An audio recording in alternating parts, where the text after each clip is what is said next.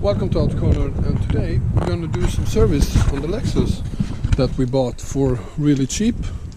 So you need some love, you need some oil changes, some start plugs, also need some new brake pads in the rear, which are totally shot. And this bad boy is actually going for sale, so we'll do a short video with that one too.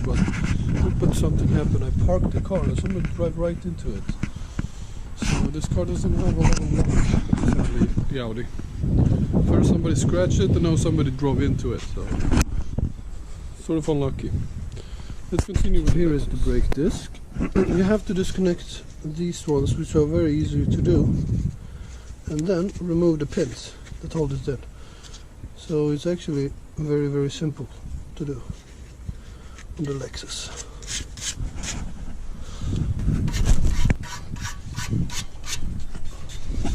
Actually, the simplest way to remove the disc, see there is some holes. It's M8 bolts, we put it in here, 2 of them each side, and it will pop out. It's super simple.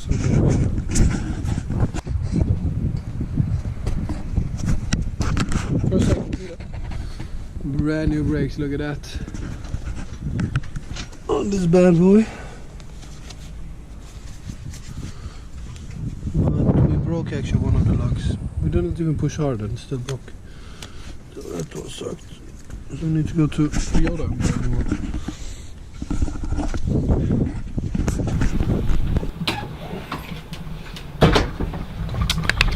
Brakes are almost complete on this beautiful Lexus. Changed to the summer rims.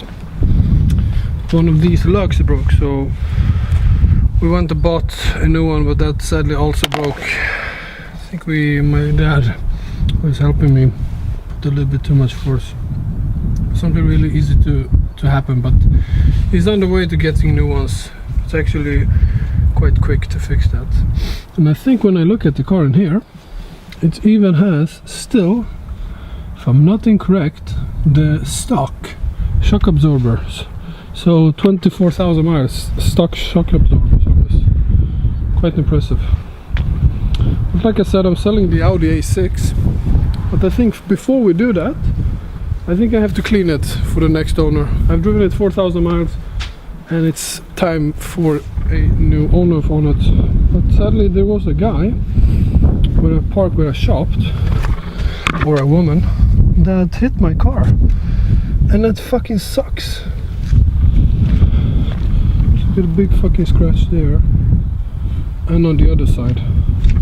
It wasn't me. That was the most annoying part. Okay, if it's me that's destroyed my own car, what can I do? But when somebody else does it, fucking assholes. But quick clean on it and off to block it on that one.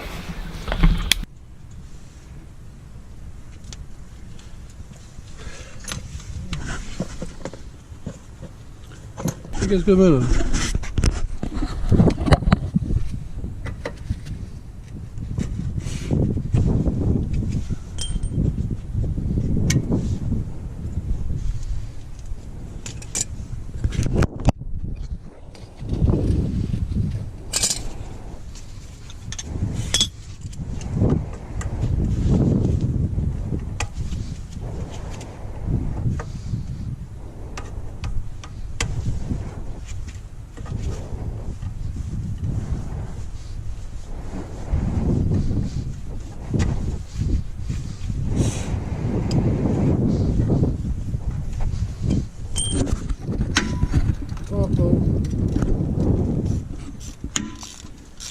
Jag har släppt.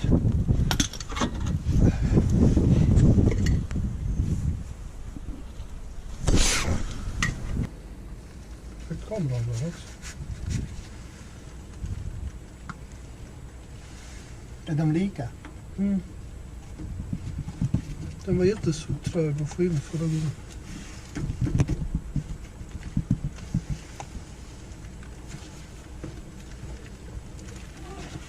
Tack.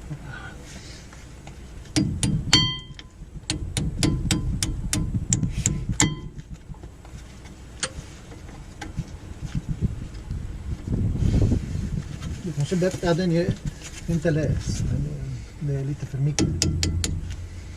Hittar du hålet? ut där.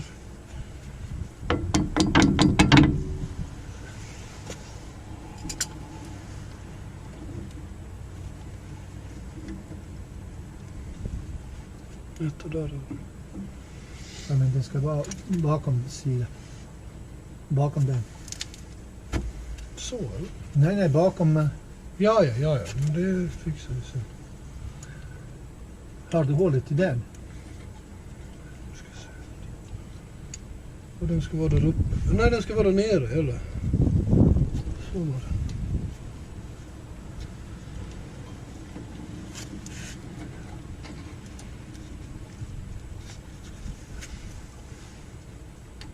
Nej, prova någonstans. Du trycker hela vägen bakom.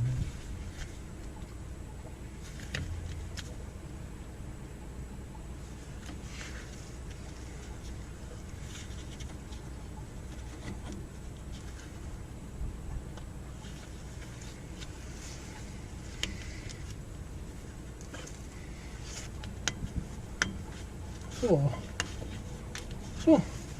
Något sånt.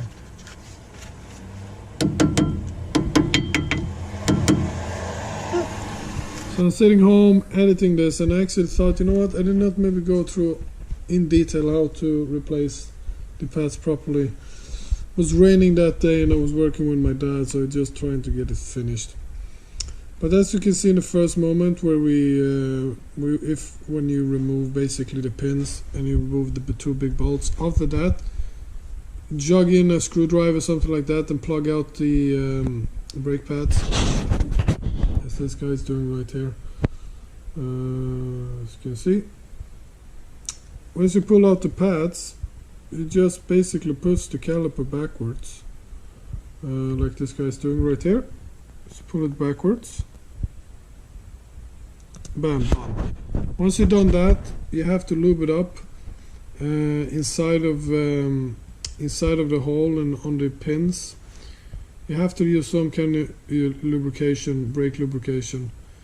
There is actually a known problem on this Lexus that the rear brakes get stuck. There was even a recall in USA. I don't know how it is in Europe if they did that recall, but they had some problem with it that the brake pads basically, or the brakes get stuck, and that's due to the fact of that. So lube it up really good, clean it inside the hole as good as you can, especially when it comes to a lot of snow and a lot of salt.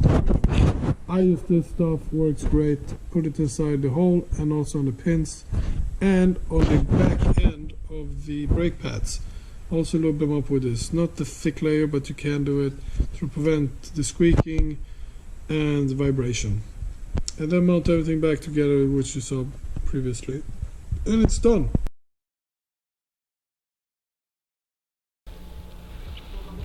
My wife has gone inside the Merc to listen to it. Okay. It's a new day. Yesterday I cleaned the car. We also finished the rear brake pads and rotors, which was actually extremely simple. And today we're gonna just clean the inside of the car.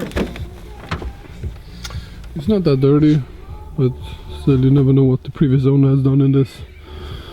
Replace start plugs. Audi is done, just waiting to go for sale.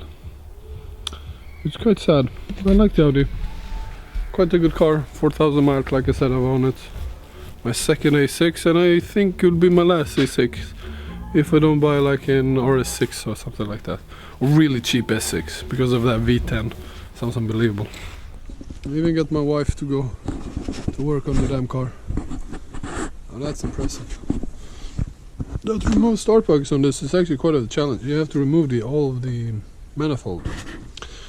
And there is actually quite a good videos on it on YouTube to tell you how to do it. Let's see if I can also be able to do it. Now to remove the start plugs, first of all you have to remove the inside socket, which is right there. It has a vacuum line.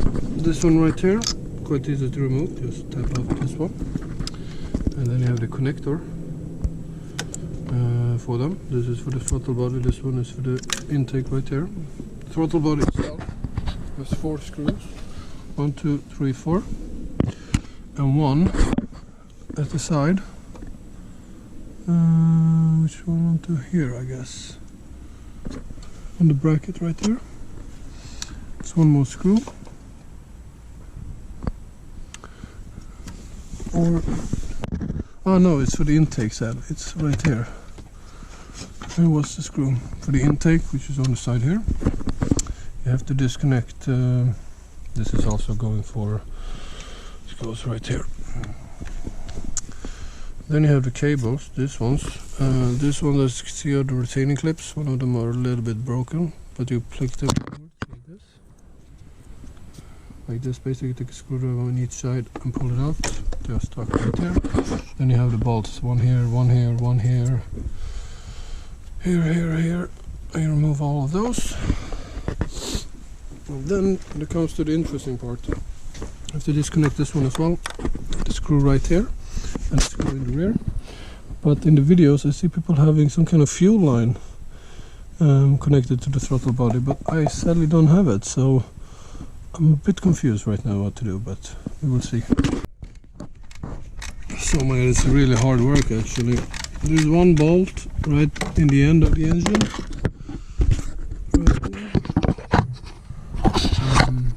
It was so stuck. It was so hard to remove. All the other bolts were actually quite simple to remove. One of them was stuck hard. This one was a little bit hard because of the wire harness. On that, most of the bolts are on top of the engine. Right in here. Super easy to remove. But this one, I used to use a hammer to hit my tool to get it out, basically, because it was stuck so bad. These connectors are also quite simple to remove. There is like a clip on the end of them. You push inwards and they go off. Not that hard either.